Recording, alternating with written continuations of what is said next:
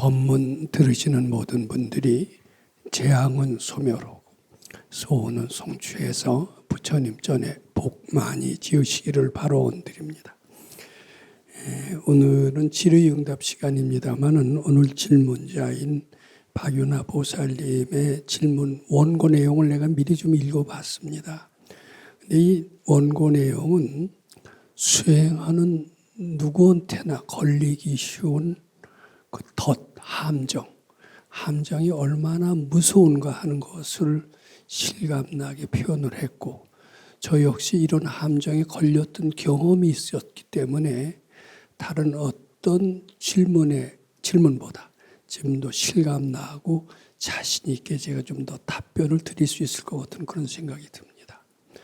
다른 분들도 이 질문의 내용과 제가 경험한 답변의 내용을 잘 들으신다면은 공부하는데 적지 않은 참고가 될 거고, 빠른 지름길을 찾아서 밝아지는데 더 빨리 확실하게 도달되는 길이 무엇인가, 이것을 아마 발견하게 되실 수 있지 않을까 이렇게 생각을 합니다. 자, 그럼 질문자 질문해 주시기 바랍니다. 먼저 이렇게 귀한 시간 내어주신 법사님께 질의를 드릴 수 있음에 감사드리며, 이 시간을 통해 저희를 밝음의 길로 항상 이끌어 주셔서 감사드립니다. 공경하는 법사님, 안녕하세요. 저는 2019년 가을쯤 유튜브에서 법사님의 강의를 처음 만났습니다. 어려운 경전으로만 알고 있었던 금강경을 아주 쉽고 재미있게 설명해 주시고, 무엇보다도 불교의 핵심인 일체유심조와 공의 진리를 실천 가능하게 해주시는 해석에 법당에 나와 공부하기 시작했습니다. 하지만 약 1년 공부 후 긴 공백 동안 공부와 잠시 멀어져 있었고, 최근 작년 12월부터 시작한 주경야선 가행정진을 기점으로 다시 금강경 공부를 하게 되었습니다. 먼저 불교와의 인연과 금강경을 만나게 된 과정을 간략히 말씀드리겠습니다. 집안은 원래부터 종교가 불교라 어릴 때부터 자연스럽게 불교를 접했습니다. 어릴 때 생각했던 불교는 아플 때 관세음 보살을 부르는 정도의 불교였습니다. 제 삶에서 불교를 관심 있게 좋아했던 두 번의 시기가 있었습니다. 첫 번째는 대학 시절 불교 동아리에서 불교에 대한 기초를 재미있게 공부했던 시기입니다. 그리고 2004년 유럽 유학 시절 숭산 스님의 선의 나침반을 통해 선이라는 것을 처음 알게 되었는데, 이것이 바로 두 번째 계기입니다. 기복불교도 아니고 불교 철학도 아닌 아주 묘한 가르침에 큰 매력을 느끼게 되었습니다. 자연스레 참선, 명상에 관심을 가지게 되었고, 법문과 책을 찾아서 듣고 읽었으며, 방학 때에는 유럽의 젠 센터를 찾아다닐 정도였습니다. 한국으로 다시 돌아온 후 절에서 참선을 조금씩 배워봤지만 좀처럼 집중이 되지 않았고, 하고 싶은데 잘 되지 않아 답답했습니다. 호흡 명상도 마찬가지였습니다. 불교는 좋아하지만 이런 수행은 스님들이 하시는 일이고 저는 소질이 없다고 생각했습니다만, 그래도 항상 마음 구석에는 언젠가는 해보겠지 하는 마음도 있었던 것 같습니다. 그렇게 여러 해가 지나고 제 삶에도 시련이 찾아왔습니다. 일을 하는 과정에서 밀려오는 일에 대한 압박감과 열등감, 감정 기복도 커졌으며 이유 없는 무기력함과 우울증이 계속되면서 삶이 점점 힘들어졌습니다. 이를 극복해 보고자 인문학, 심리학, 자기계발서 등 여러 책을 찾아 읽기 시작했습니다. 잠깐 도움은 되었으나 시간이 지나면 또다시 그 상태로 되돌아갔습니다. 그러던 중에 찾게 된 영상이 법사님의 금강경 강의였는데, 듣는 순간 마음이 열리는 듯 아주 심취해서 빠져들기 시작했습니다. 우리가 본래 부처이며 애쓰고 고생할 필요 없이 그저 올라오는 생각이 모두 착각인 줄 알고 바치면 된다. 이제껏 한 번도 들어보지 못한 불교의 가르침이었지만 그 속에는 모든 가르침이 있는 듯 했습니다. 그렇게 힘들게 찾아 헤매다 만난 가르침이었으니 앞으로 계속 이 공부를 잘할 것 같았습니다. 하지만 저는 한동안 법당을 나오지 못했고 금강경 공부를 멀리하게 되었습니다. 그 이유는 지인의 권유에 따라 지인의 사업에 같이 참여하게 되었습니다. 지인분은 금강경 공부를 먼저 한 선배 도반이었기에 저는 그 일이 법당에 도움이 된다고 생각해 참여하게 되었으며 부처님 시봉하는 일이라고 생각했기에 아침 저녁으로 독송도 열심히 하며 잘 바치면서 일을 한다고 시작했습니다. 특히 분별이 날 때는 좋은 공부거리라고 생각하며 정말 부지런히 바치었습니다. 그런데 점점 시간이 흐르면서 일이 힘들어지고 독송도 게을리하게 되었고 일요일 정기 법회 등 법당에도 나가지 못하게 되었습니다. 그 지인분은 일이 안정이 되면 그때 다 함께 법당을 나가자고 했기에 일이 안정이 될 때까지는 힘쓰자는 뜻으로 받아들였습니다. 지금 이 가르침을 실천하지는 잘 못했지만 마음은 늘 법당을 향하고 있다고 생각했습니다. 그리고 우물쭈물하는 사이 시간이 훌쩍 흘러버렸고 그 사이 금강경 한독도 제대로 할 수 없는 공부하는 먼 길을 가고 있었습니다. 그 사이 저는 너무 힘든 시간을 보냈습니다. 하지만 너무나 감사하게도 선지식의 선호념, 선부촉으로 끊임없는 목탁 소리와도 같은 법문 끝에 법당을 다시 나오게 되었고 다시 공부를 하게 되어 정말 기뻤습니다. 첫 번째 질문은 퇴타심에 대한 질문입니다. 법사님의 가르침을 공부하며 퇴타심이라는 단어를 처음 알게 되었습니다. 저는 제가 그동안 법당을 나오지 못한 것에 대해 그 이유가 퇴타심이라고 생각해 본 적은 한 번도 없었습니다.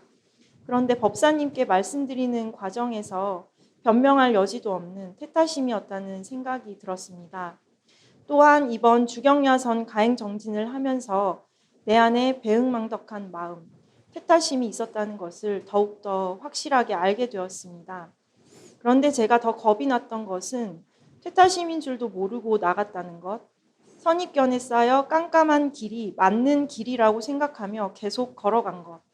이 생각을 하니 아주 아찔했으며 특히 선지식이 없으면 바로 잡아주지도 못한다는 생각을 하니 정신이 번쩍 들었습니다. 그리고 선지식님의 선후념 선부촉에 감사함에 절로 고개가 숙여졌습니다. 저는 선지식님의 목탁 소리를 듣고 번쩍 정신이 들어 다시 법당에 오게 되었습니다.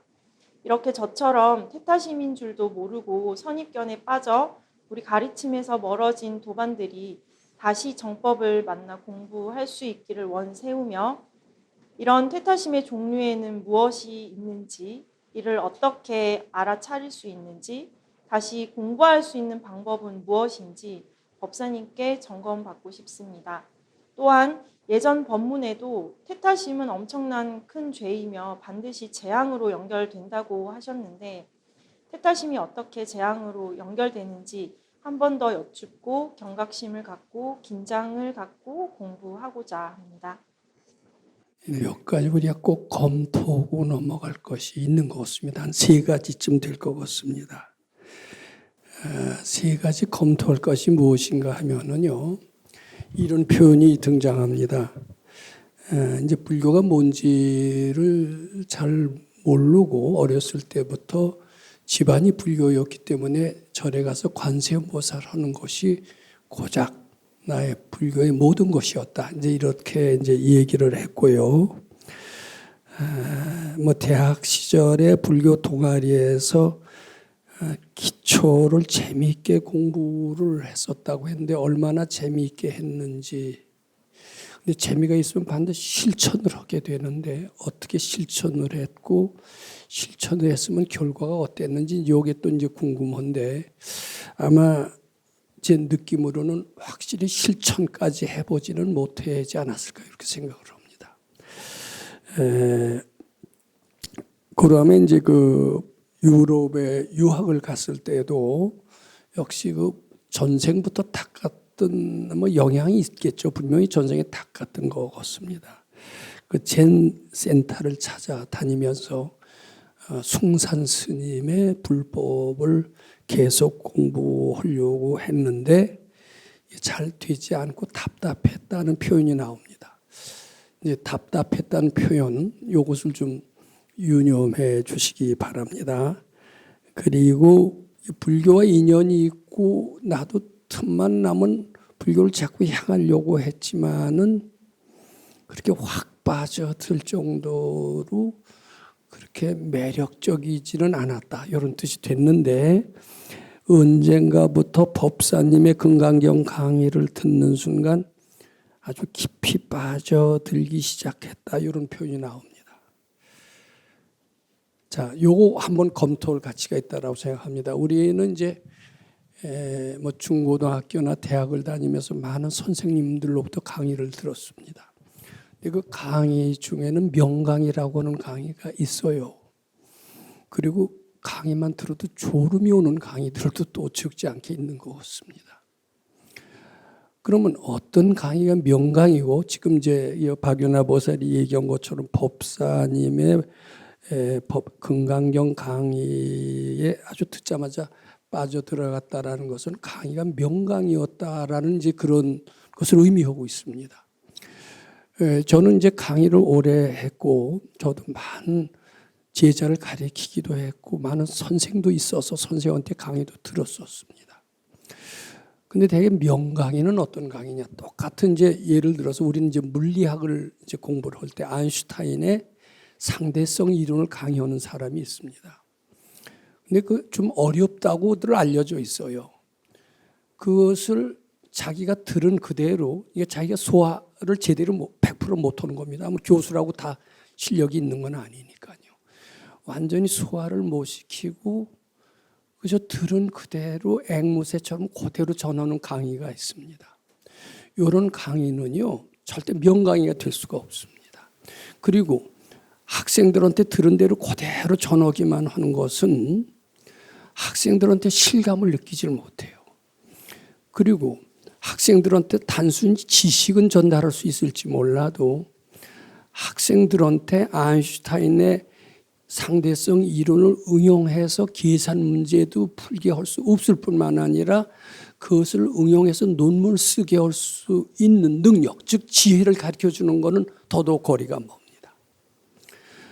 즉 단순히 지식을 가르쳐주는 걸 떠나서 지혜와 그 능력까지 갖추게 되려면은 그 강사는 그 내용을 완전히 이해했을 뿐만 아니라 자기 것으로 소화를 했어야 됩니다.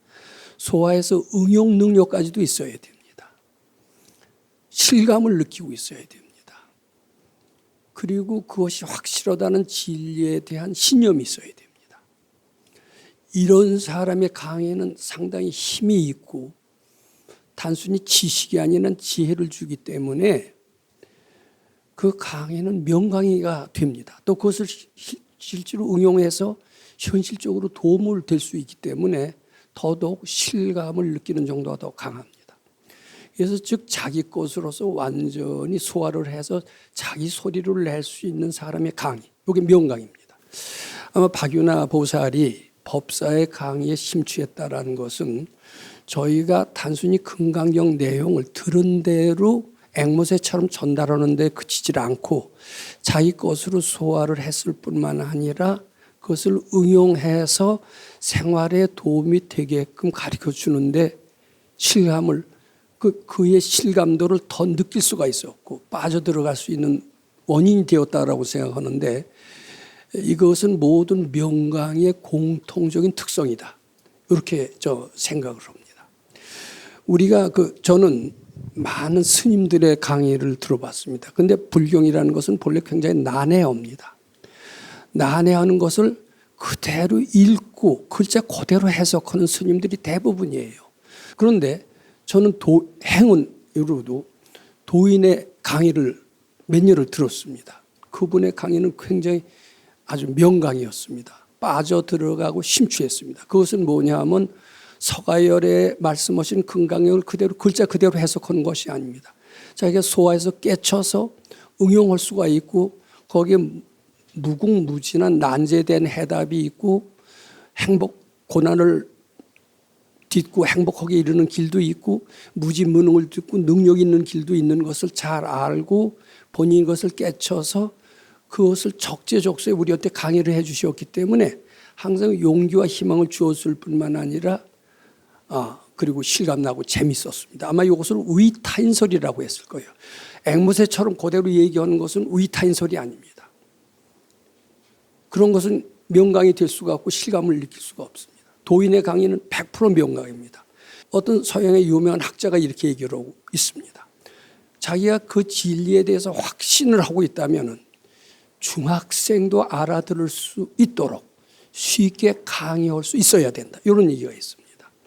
어렵게 강의하고 하는 사람, 그런 강사들 너무나 많습니다. 그런 강사들은 그 진리를 이해하지 못했다는 거예요. 이해하지 못했을 뿐만 아니라 실천 가능하도록 설명할 수가 없습니다. 당연히 졸릴 수밖에 없습니다. 예, 제가 우리 도인은 그냥 진리를 전달하지 않습니다. 실천 가능하도록 가르치고 실감나도록 독려를 합니다. 그 결과 제가 배워서 실감나도록 배워서 한 것이 아마 박윤아 보살한테 실감나는 강의, 명강의로 되견 그런 원인이다. 이렇게 생각합니다. 그것이 이제 첫 번째 검토할 점입니다. 이건 반드시 명강의는 그런 조건을 갖춰야 된다. 이 말씀을 드리고 싶습니다. 이제 두 번째요. 이런 표현이 나옵니다. 이제 금강경을 이제 그 지인의 권유에 따라서 이제 그 사업을 시작하게 됐는데 그 지인은 금강경 공부를 먼저 한 분이었기 때문에 지인을 돕는 것은 지인 그 법당에도 도움이 된다. 법당은 왜냐하면 금강경 공부하는 곳이고 또 지인은 금강경 공부는 먼저 선배이기 때문에 그 지인이 도와달라고 해서 도와주는 것은 법당 일과도 마찬가지다. 이렇게 생각을 하고 출발했다는 겁니다. 그런데 그이가 금강경 공부했다라면은 금강경 공부한 지인, 선배라고 그랬습니다. 금강경 공부했다라면 갖춰야 될 조건이 있습니다. 즉 금강경 공부한 사람이라면 아상이 적은 사람을 의미합니다. 아상은 많고 탐진치는 많았다면은 지금 요새 말로 보면 무늬만 금강경 공부하는 사람이지 실제는 금강경이 아니에요. 근데 과연 그이가 진짜 무늬만 금강경 공부하는 사람인지 진짜 금강경 공부하는 사람인지 진짜 공부하는 금강경 하는 사람이라면 이런 조건을 갖춰야 된다라고 생각합니다.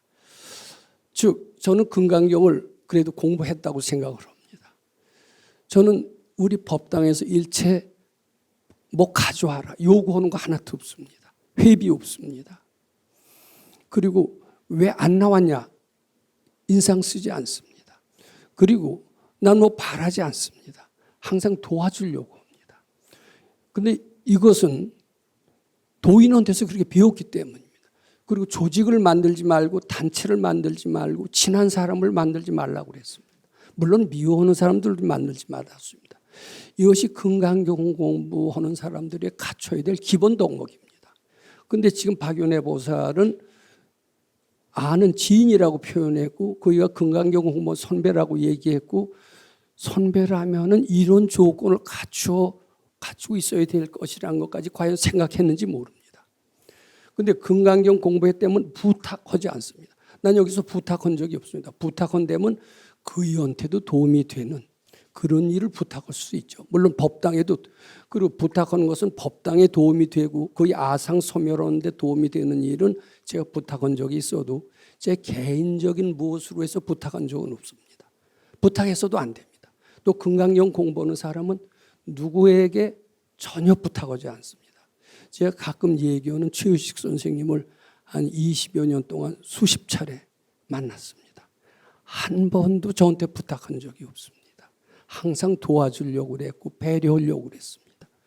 부탁하는 사람은 금강경부의 자격에서 탈락이 됩니다.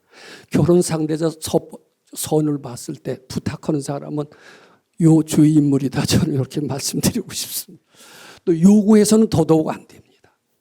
또 압력을 가해서는 더더욱 안 됩니다. 인상을 써서는 안 됩니다. 항상 그 일을 편안하게 해주고 자유롭게 해주고 항상 주는 마음을 연습하는 사람이 아니고서는 금강경 공부하는 사람의 반열에 들을 수가 없다. 이렇게 생각을 합니다. 그런데 왜 그런 사람인 것을 어렴풋이는 알았을 텐데 왜 그 일을 따라갔을까? 이거 우리가 검토해야 됩니다. 그이는 아마 이런 덕목까지는 갖추고 있다고까지는 생각을 못했을 거예요. 그런데 그 일을 따라간 것은 두 가지 것이 있습니다. 뭐 우리식으로 뭔 그 원인이 이가 꼭 금강경 공부했던 그거하고 똑같을까? 금강경 실천을 잘하는 사람일까? 잘 생각해 보면 확실히 믿어지지는 않았을 것 같습니다. 근데 어쩐지 그 말을 거절 못하고 간 거는 사실인데 갔을 때는 두 가지 요인이 있다라고 생각합니다. 이게 하나는요, 전생의 원인이에요.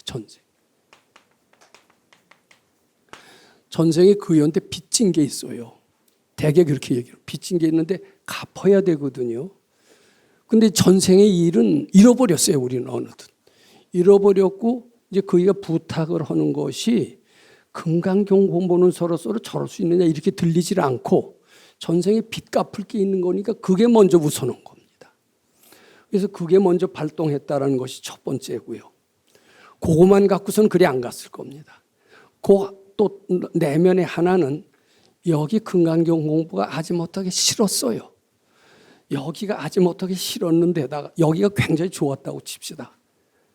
여기 굉장히 좋으면 그게가 아무리 달래고 꼬시고 압력을 가하고 전생에 빚진 게 있어서 자꾸 가고 싶어도 여기가 원체 좋으면은 어쩐지 안 가집니다. 근데 그이가 끌려요. 뭐 빚진 게 있어서 끌리는지 뭐 때문에 끌리는지 뭐 인물이 뭐가 때 하든 끌려요. 끌리는 데다가 여기 은근히 싫었던 것도 있어요. 그 퇴타심인 겁니다. 근데 그 퇴타심인 줄 전혀 몰랐죠. 은근히 싫었던 것, 여기 싫은 겁니다. 이제 근데 싫다고 갔다고 얘기하면 이제 배은망덕인 것 같은데 아마 그걸 뒤늦게 내 속에 여기 하지 못하게 싫어서 왔구나. 이제 이렇게 저는 분명히 속마음에 그 있었다고 생각합니다. 분명히 검토해야 될 퇴타심의 그 두 가지 요인 중에 하나다. 이렇게 저 생각을 하는 겁니다. 이게 금강경 공부하는 사람의 공통적인 특징입니다. 나는 그래서 앞으로도 여기 회비라는 제도를 안 만들려고 그럽니다. 또 조직이라는 제도를 안 만들려고 그럽니다. 조직이 있게 되면 상하가 있게 되고 상하가 있게 되면 지배자 피지배자가 있고요. 그리고 탐진치가 난무하고 이렇게 됩니다. 이것이 단체로서의 구성 특징입니다. 이제 거기 갔으면 아지못하게 조직이 있고 하기 싫은 일을 억지로 하게끔 됐었던 이런 일이 있었을 겁니다. 그것은 마음 닦는 일과는 점점 거리가 먼 거고 결국은 거기서 1년을 기다리다가 점점 금강경도 왜 못 읽게 됐느냐. 누가 우리가 그 묘향산 금선대 얘기를 합니다. 묘향산 금선대가 어떻게 쇠벽적 집에 태어났느냐. 쇠벽증 집에 우연히 지나가 봤더니 웬 쇠벽증이 이 뼈 속에서 살을 구석구석 발라내는데 어떻게 기가 막히게 발라내는데 하도 감탄을 해서 마음에 있는 때도 저렇게 잘 구석구석 발라내면은 얼마나 마음이 잘 닦이겠느냐. 참 쇠벽증 노릇하는 것이 마음 닦는 데는 최고다. 아마 이렇게 생각하고 헷가닥하고 그 집에 가서 태어났다는 겁니다. 식당에 가서 험한 일을 할 때 험한 일은 나의 진심을 닦는 좋은 도구다. 이렇게 생각을 했었을 겁니다. 그리고 헷가닥 했었을 텐데 사실은 나중에 그러는데 묘향산 금선대에서 수도하는 게 은근히 실증이 난 거예요. 실증이 나니까 쇠벽증 일을 합리화시킨 거예요. 자기대로. 그러니까 여기서 가행정진하고 뭐 하는 게 은근히 싫었으니까 거기서 식당 일을 하면서 알차게 굳은 일을 즐거운 일로 바꿔가면서 얼마나 보람있게 공부를 하느냐. 아주 그런 그렇게 또 선동하는 사람들도 옆에서 있었을 겁니다. 근데 그게 매력적으로 들리는 것 자체가 퇴타심이다. 이렇게 보면 됩니다. 그러니까 이 퇴타심으로 갖고 출발하니까 금강경이 계속 안 읽히는 거예요. 이게 환희심 갖고 출발하면요, 갈수록 금강경 잘 읽히게 됩니다. 제가 그래서 이렇게 얘기를 했잖아요. 어떤 모임에 가서 일을 하되 금강경이 계속 잘 읽히면은 이건 환희심으로 출발한 것이고 바람직한 모임에 간 것이다. 이렇게 얘기를 할 수가 있습니다. 그런데 어떤 모임에 가서 일을 하게 될 때 점점 금강경을 못 읽게 되고 드디어 한 번도 못 읽게 된다라면은 이것은 퇴타심으로 출발한 것이고 결국은 그 소원성취가 되는 겁니다. 금강경을 한 번도 못 읽는 소원성취가 돼서 잘못된 길로 갔다라는 것을 암시하는 것이 되는 겁니다. 자, 이렇게 돼서 퇴타심 나는 것은 소원성취가 되는 것이다. 너무나 당연한 길로 가는 것이다. 예정된 길로 가는 것이다. 퇴타심 나서 금강경 안 읽겠다고 왔으니 당연히 못 읽게 되지 않겠느냐. 뭐 이런 결론은 자명하게 나온다 이렇게 보면 됩니다. 근데 질문이 뭐냐면은요. 퇴타심이 왜 이렇게 이제 죄가 되느냐. 이제 이런 이제 문제입니다. 근데 이제 이게 사실은 그렇다고 그래요. 여기서 이제 친한이나 미운 일을 만들지 말라고 그랬는데 아마 그 사람은 진짜 금강경 공부하는 사람 같지가 않아요. 날 도와달라. 금강경 공부하는 사람 도와달라 하지 않습니다. 그 요구거든요. 당신이 나한테 무슨 은혜를 베풀었다고 도와달라고 그래? 말 안 되는 거거든요. 그리고 또 한 가지 질문을 합니다. 외국 가서 유학 가서 무용을 했는데 식당에서 도와줄 능력이 있다고 생각해요. 어디 가서 주방장이라도 하고 연습이라도 했다면 도와주지만 뭘 갖고 도와줄 수 있다고 생각했어요. 이게 업보에 끌려서 간 거지 실제로 지혜로운 판단을 해서 간 게 아니에요. 여기서 밖에서 주방장 노릇 다 하고 뭐 그런 경험 다 했다면 가서 뭐 주방에서 하는 거지. 뭐 가서 보니까 뭐 청소나 하고 뭐 서빙이나 하고 이런 건데 뭐 그거 하려고 유학 가서 그랬어요.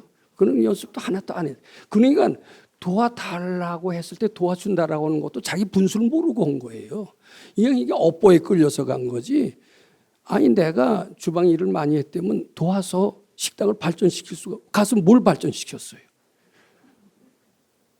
거기 그가 자리 잡힐 때까지 도와달라고 그러는데 자리 잡히기 전에 나왔으니까 왜 그 일을 도와준 게 아니라 맥바지 겨우 나왔으니까 뭐 바람직한 게 아니죠.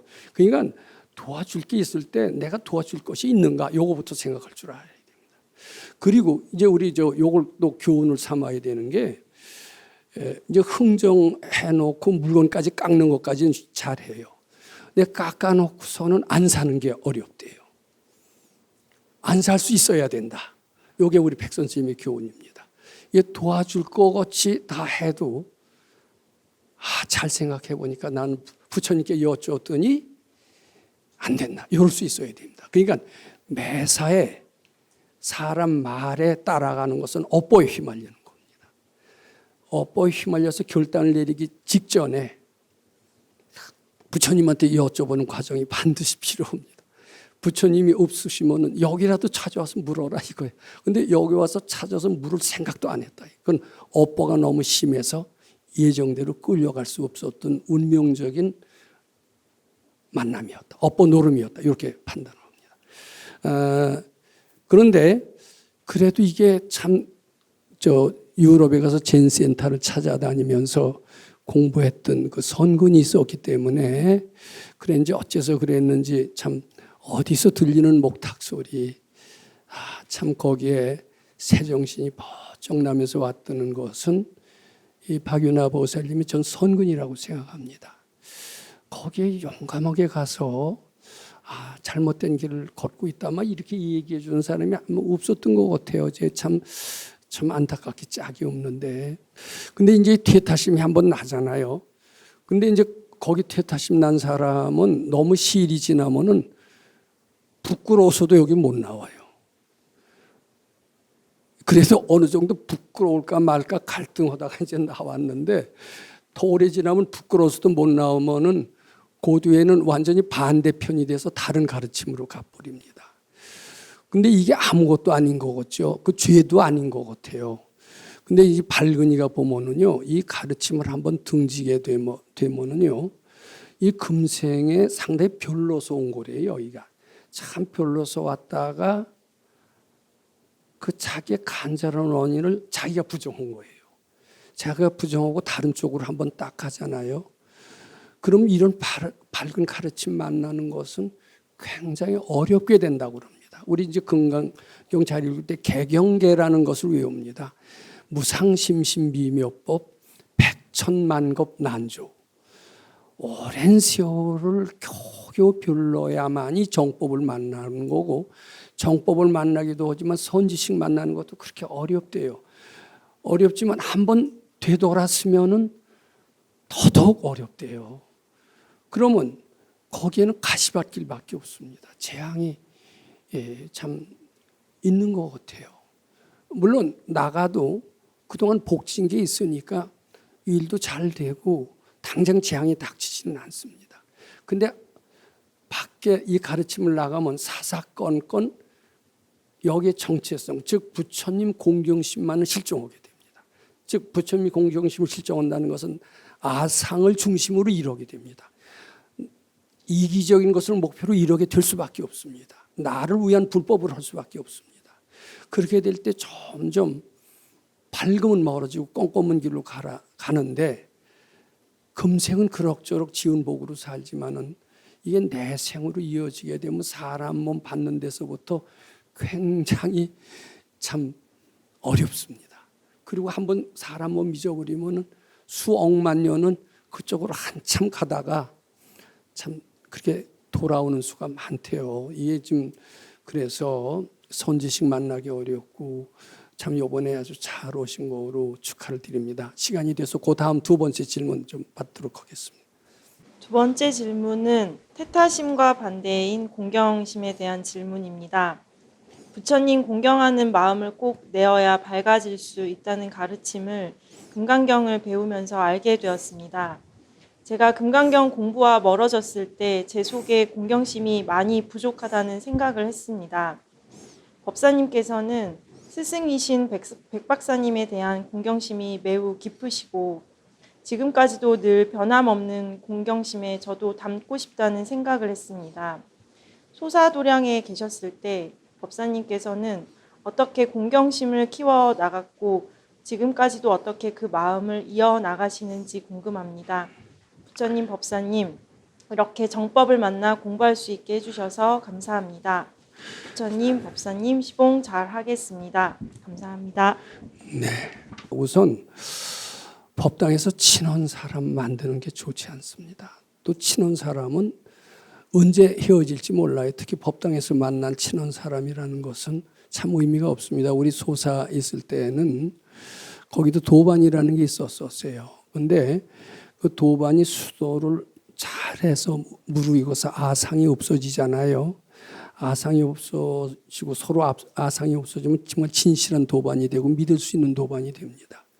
그런데 아직은 아상이 없어지기 전의 상태에서 헤어지게 되면은 그 친한 것이라는 것은 아무 의미가 없더라고요. 그리고 이렇게 어설픈 사람한테 친하다가는 이런 잘못된 길로 끌려 나가더라고요.